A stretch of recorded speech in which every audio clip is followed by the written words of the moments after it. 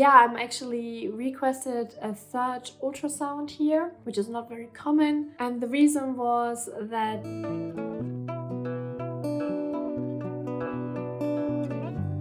so a while ago, someone asked me to talk a little bit about the healthcare system here in Sweden. So this is basically part one, where I wanted to give you a few insights about the healthcare system, a little bit more from the perspective of having a baby, basically. So I will talk about my experience so far, of course, excluding my birth because I'm still pregnant, but I wanted to give a little glimpse and start to share my first impressions of the healthcare system with you, and maybe also share a little bit of expectations I have for the birth of my baby.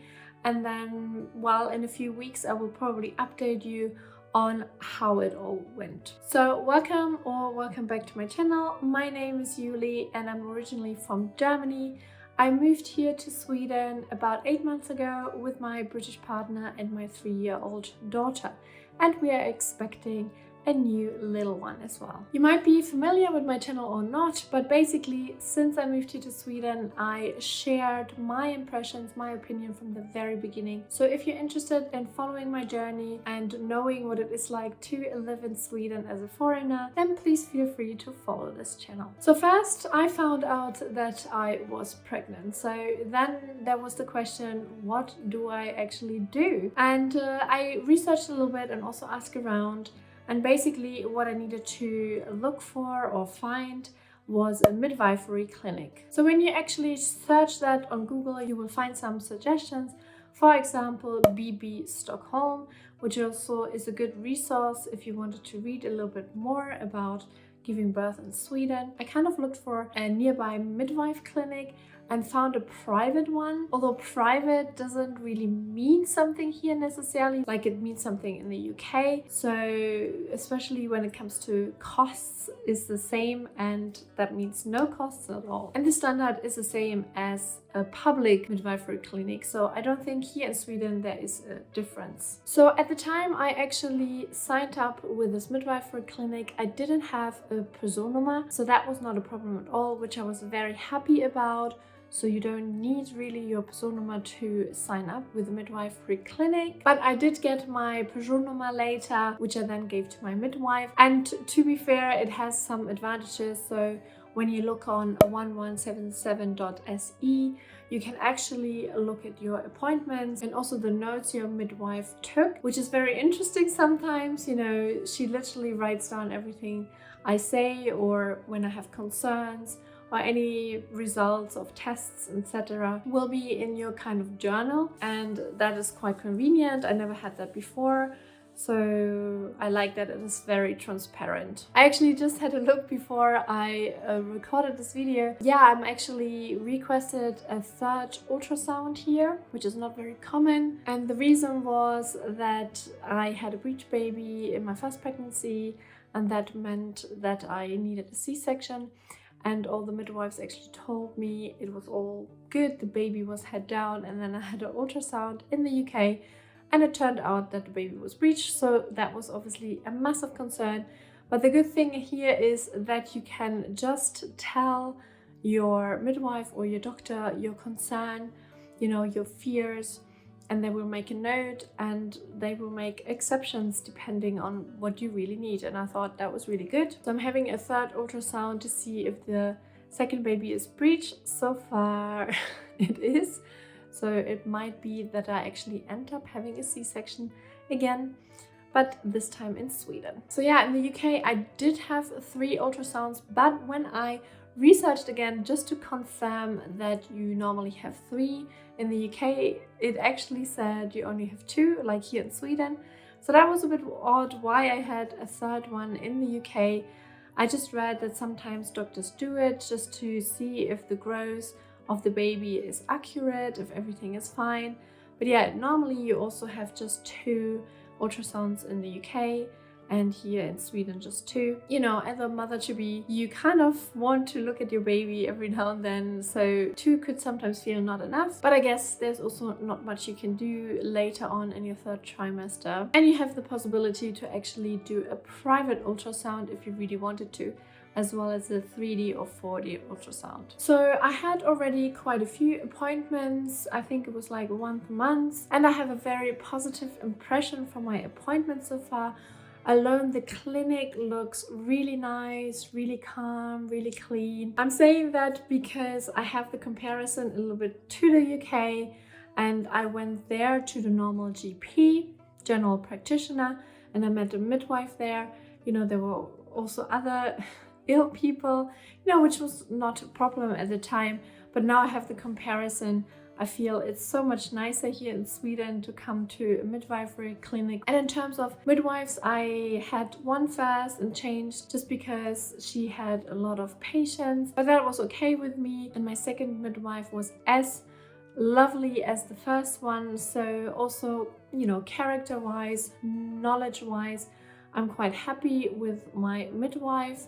I can ask her anything. She explains things. She is nice. It is interesting to experience that because I'm actually part of like a group of new moms or new to be moms, and they are all from around the world, and we kind of got together, you know, on Facebook to exchange our opinions and our experiences and to ask questions. But what I find very interesting is that a lot of moms to be had concerns, but also were not that happy with maybe their midwives. I think it also depends where you are coming from and what you can compare it to. And in some countries it seems that maybe the advice is given more plenty, or there are more tests, and then you come to Sweden and might be a little bit different.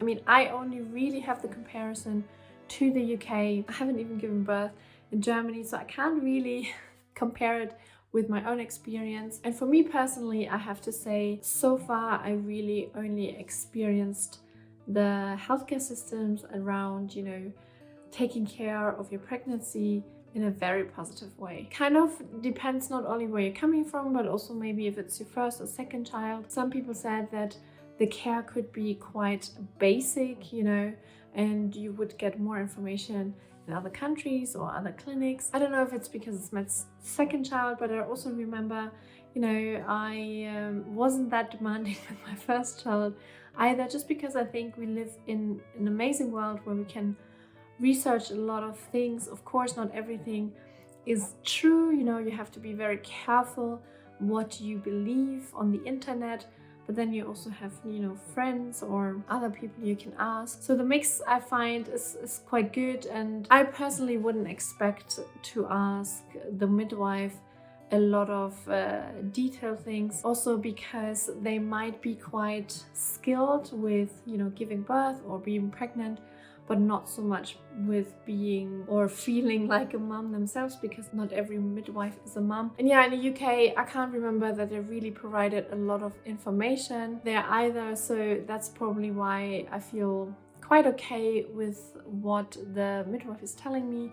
And then again, you can ask questions and they will normally answer all your questions, so I'm quite happy about that. So yeah, then there will be the birth. Of course, I'm not there yet, but I have a bit of expectations at the moment. As I mentioned earlier in my video, it looks like I might have another C-section if we can't turn the baby. So that would be interesting to see what experience that is. In general, in the UK, I would say I had a good experience. The doctors and midwives were skilled, you know, they made me feel comfortable. The only thing which I think could be quite a massive difference is in the UK we basically were in a bed divided with curtains from other mums and babies in like a large room. So we didn't have our own room.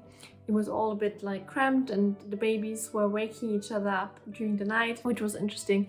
That was not even the worst, to be honest. That was kind of okay, you know, it's fine, you know, the healthcare is free. So I personally think I'm rather grateful, you know, if things work out, like my C-section, my surgery, and I don't have to bother too much about the things around. But I did struggle a little bit with the shared bathroom, where I could see blood and stuff like that, so that was a bit gross. And I remember I really wanted to leave the hospital and have my own home, my own bathroom, you know, where I don't have to share it. So that was maybe a bit of a difference. As far as I know, here you don't have to share rooms with other moms, you get your own room. So it will be interesting to see what that is like. I dare almost to say I'm looking forward to this. But of course, giving birth is never really easy, or C-section either, you know, things can happen. It's a surgery. I'm not super keen about it, but you know, the baby has to come out somehow. But what I found interesting so far in the group I just mentioned earlier, with lots of moms to be and moms who already gave birth recently, they were all very, very happy and very positive about the midwives who helped them giving birth. No problems with the English language, for example, that was a concern. Everyone was super kind, super helpful, super motivating, and it's great to hear that from other moms, you know, especially if you are shortly before experiencing kind of the same thing. And there was a bit of a concern that there will be a midwife shortage, but so far none of these women have experienced any sign of, you know, shortage of personnel. So as a mom to be, that's also really great to know. So yeah, you can see my overall first impressions of the Swedish healthcare system is quite positive. Of course, this perspective is quite, you know, in one direction. I didn't have an injury yet. I didn't have an illness yet. So it's purely from the perspective of being pregnant and being about to give birth. But it's also part of the healthcare system. And especially for other moms to be, it's interesting to know what it is like. Of course, we are still in the pandemic as well, so there will be some restrictions, which I'm not looking forward to too much, just because we also have another daughter, and I was told that once the partner comes with you, he has to stay there. If he leaves, he can't come back, and that means if he has to take care of our daughter, you know, maybe after a day or so, then he can't come back and I will be alone and have to take care of the baby by myself a little bit. But you know, we will see. This is all speculations, a few fears I have, but we will see how it goes. And I will definitely keep you updated. But yeah, not to forget, it is free. I haven't paid anything so far. Of course, I'm paying with my taxes, but I also just started my business, so I'm yet to pay taxes actually.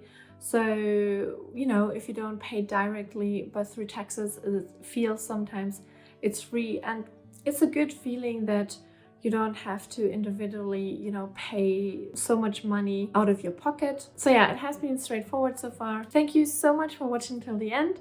And as always, I hope I will see you in my next video. Until then, have a great day and stay safe. Hey do.